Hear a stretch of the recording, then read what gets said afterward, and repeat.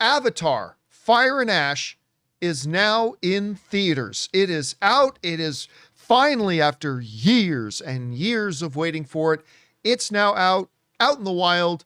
Audiences have gone to see it. And I went to go see it myself. If you guys saw, I did put up my out of theater reaction last night. But I thought now that both Rob and I have seen it, we can talk about it in a non-spoilery way. And I'll just start things off here about Avatar Fire and Ash. Overall, I thought it was a really enjoyable film. Like, you know me, guys, I'm not the biggest Avatar fan in the world. Like, I've really liked the other movies. I've really appreciated the other films. But I mean, I thought this was a quite enjoyable experience. Now, look, one of the things you guys always hear me say is that movies are experiential events, and different movies will use any one of 100 different elements to deliver an experience to you. And Avatar knows what their tools are. Avatar is very aware of what its set of tools are for creating memorable experiences are. And I thought it was really fun. And listen, this whole criticism too, that I've seen some people have about it, that is, oh, it's too much like the first one. It's the continuation of the story. It's still the Sullys. They're still on Pandora. You still got the Sky People. You still got, I mean, listen, I didn't see anything that was as duplicative from the previous film going into this one than I have in almost any other sequel to a previous film. Anyway, that was just me, so I didn't think that was all that bad. I love the introduction of the Fire People. I thought that was done very well.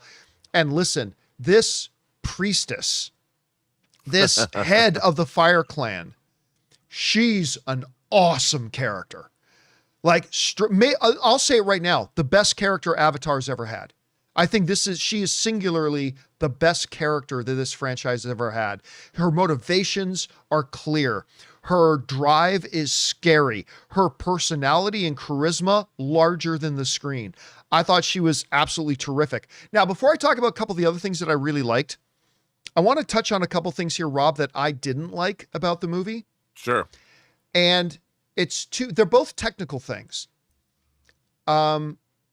Technical thing number one, I really believe this movie should have been about 20 minutes shorter.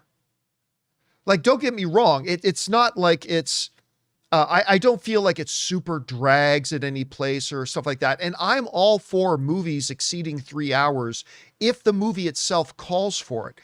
But watching this film, especially when it got to the end, I thought there were a number of entire sequences in the movie that didn't even need to be there. That could have, not that none of them didn't have any like creative merit or value, but it's like, as I was watching certain scenes, I'm like, this whole scene doesn't need to be here. It could have been edited out and the movie would have flowed just as well. So I didn't think the movie needed to be nearly as long as it was. The second thing, I got to say, the high frame rate drove me crazy. It really did. And listen, I have been one of the defenders, not specifically when it comes to Avatar, but I have been one of the vocal defenders of high frame rate.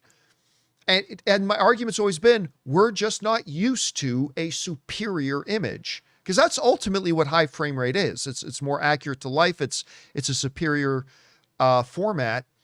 But man, I'll tell you, one of the things Avatar does so great is blending in the CG animation with the live action. And when it was in high frame rate, it really highlighted the differences between the CG parts and the live action parts. So like scenes when Spider would be standing in a scene with a couple of Na'vi, when it was in high frame rate, it really looked like it was a live action actor on some kind of blue screen in front of something else. And it just kind of pulled me out. Again, I'm not against high frame rate overall in general, Rob, but I got to say, for me, as somebody who often defends high frame rate in this movie, I thought was a mistake, because whenever it happened, it kind of pulled me out of it.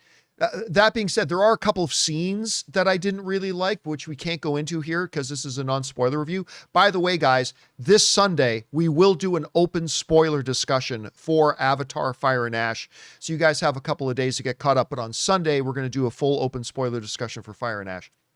Um, Quaritch, I'll tell you what, while the priestess is kind of, I think, the best character they've had so far, Quaritch is kind of becoming the most interesting character Yeah, in this really, series.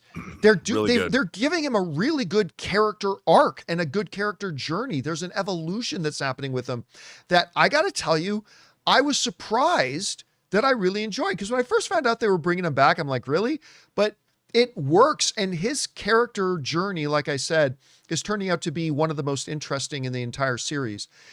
The visuals were breathtaking. The world building continues to just be jaw-dropping and inspiring.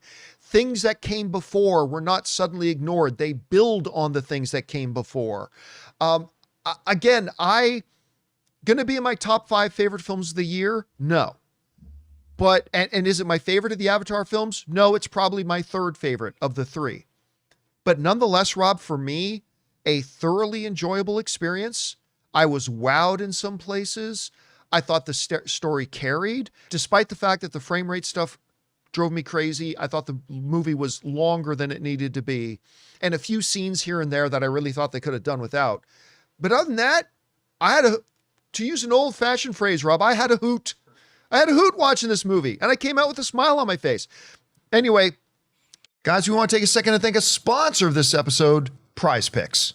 Honestly, this is the best time of year for sports. We've got hockey, basketball's heating up, football pushing towards the playoffs, and big games happening every single night. And while we can sit around and argue about which team's going to win, there's one place where it just feels good to be right, and that's PrizePicks. What I love most about PrizePicks is just how simple it is. You just pick more or less on at least 2 player projections, build your lineup, and that's it. No drafts, no season-long commitments, just jump in whenever you want. And I have been having a blast making lineups while watching games, and it honestly makes every matchup way more fun to follow. One of the coolest things about it is that they've just added early payouts. If your lineup gets off to a hot start, you may have the option to cash out before the game even finishes. And I also love how flexible it is. Whether you're going for safer, flex play, or bigger power plays, PrizePicks makes everything super clear with their payout multipliers. So here's what you do.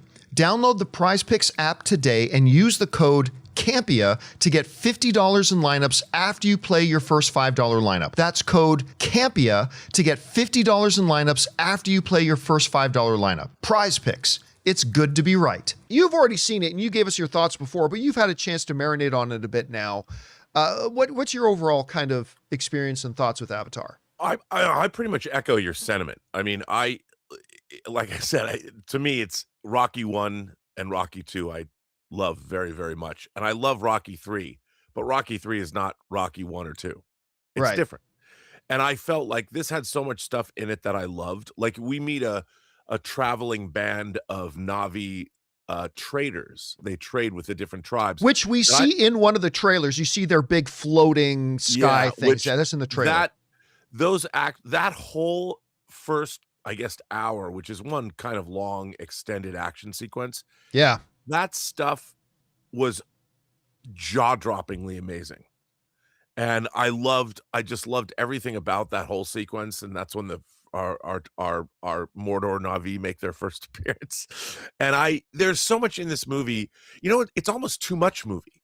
There was so much in it that I love that any things that, like you pointed out, I don't disagree with you. I did love the high frame rate only because I thought it was astonishing in terms of when you're looking at something earthbound in high frame rate, I have a problem with it. But this, I was so enchanted with what I was watching and they would intercut the high frame rate in and out. Yes. They would go in and out of things like when and you know what? I probably would have preferred it if they had just done high frame rate and kept it, because the switching really I found jarring. Personally. It was I did too. And then when they, like you said, it not really live action, but when they would cut into people the Na'vi interacting, they wouldn't go to the high frame rate. And I understand they did that for can you imagine for high frame rate you have double the frames and in 3D. So you have to render each frame twice. I mean, no wonder this movie got delayed, because it was the render times. I can't even imagine how long it took just to render out this movie. I mean, it's unbelievable. But I look like you talk about movies being experiential events. These movies are the definition of that. Yeah. And when you sit in a theater, man, did you see it in Dolby Vision? No, I saw it at that new AMC. AMC has this new theater type called like AMC XL or something like Oh, that, wow, where it's okay. basically like the size of an IMAX screen sort of thing. Wow, It so was, you yeah, got it the was, full. yeah. Yeah, I mean, it's just I sat half the time I just sat there marveling that this movie even exists. These seeing these Avatar movies, my mother, who had no imagination at all, when I was growing up, still doesn't, most pragmatic woman in the world. I'd never seen her. Well, I took her to see Avatar, the first Avatar, in IMAX 3D. And her eyes were as wide as saucers when the movie was over. And she just turns to me and she goes, "How did they do that?" And I'd never seen a sense of awe and wonder on my mom's face. But again, this movie delivers that. And John, I would sit there for 9 hours and watch all of these movies in a theater, straight all three together. I can't wait. When is the Avatar trilogy screening happening? Because sign me up. Yeah, I gotta say, I would too. In a large enough format, not in 3D for me, but I mean, in a large format, I would go and watch a marathon of these things. And again, they're not my favorite films in the world, but they are such fun. They're roller coaster rides, man. I just Unbelievable. absolutely, I really Unbelievable. enjoy them a lot. Anyway, guys, question is for you. What did you think of Avatar Fire and Ash if you had a chance to go see it so far? I had a really good time watching it. It's not going to end up being in my top 5 films of the year, but I had a great time. Whatever you guys thought about it, jump down into the comment section below and let us know your thoughts. Hey guys, thanks so much for watching this video. Make sure you like the video, leave a comment, and subscribe to our channel. And don't forget, we have a daily podcast called the John Campea Show podcast, available on Apple Podcasts, Spotify, or your favorite podcasting app of choice. Go and subscribe to it today so it'll be there when you need it.